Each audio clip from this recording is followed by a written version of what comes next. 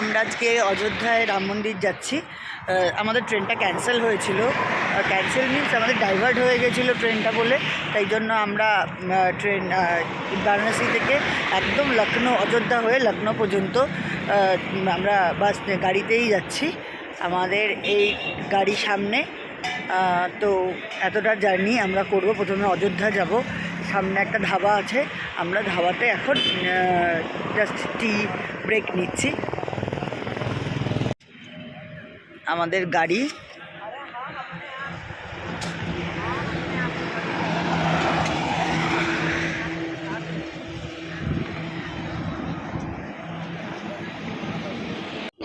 যেহেতু জার্নি অনেকটা বাসে, তাই নাচ গানটা খুব এনজয় করছিলাম।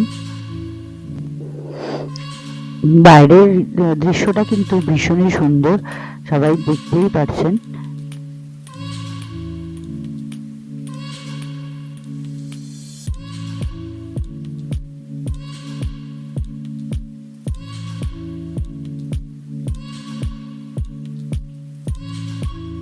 আমাদের গাড়ি চূড়ামারি মগরা এই জায়গাটা থেকে দাঁড়িয়েছিল। এর পরে আর গাড়ি আর যায় না।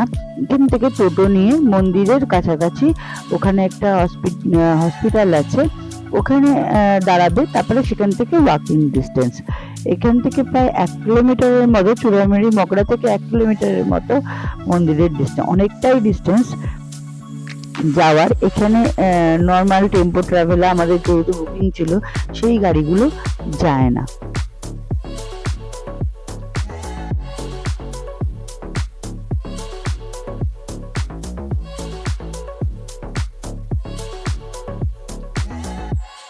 श्री जोड़ना राम मंदिर से 30 कदम पहले।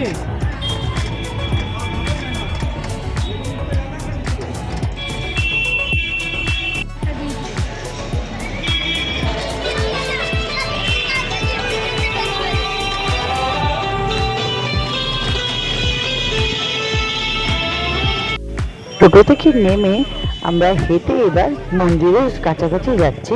মন্দিরের ভিতরে যেহেতু মোবাইল অ্যালাউ না, তো আমি পুরো ভিডিও দেখাতে পারবো না, যতদূর সম্ভব দেখানো যায় ততটুকু দেখানোর চেষ্টা করছি।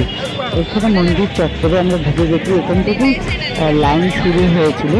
রাম মন্দিরে কিন্তু একটা সবচেয়ে ভালো জিনিস, খুব ভালো করে লাইন মেনটেন করা হয়, কোনো ধাক্কাধাক্কি এত ভিড়ের মধ্যেও সেরকম কিছু নেই।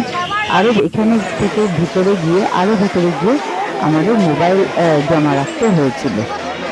সব জায়গায় এরকম ব্যারিকেড করা আছে, এই ব্যারিকেড ধরে ধরেই লাইন ধরে সবসময় যেতে হবে। সামনে গিয়ে আধার কার্ড চেক করাতে হয়, তারপরে গিয়ে ভিতরে ঢুকে মোবাইল, বেল্ট, ওয়ালেট সব কিছু জমা দিয়ে জুতো, তারপরে ভেতরে আরও লাইন দিয়ে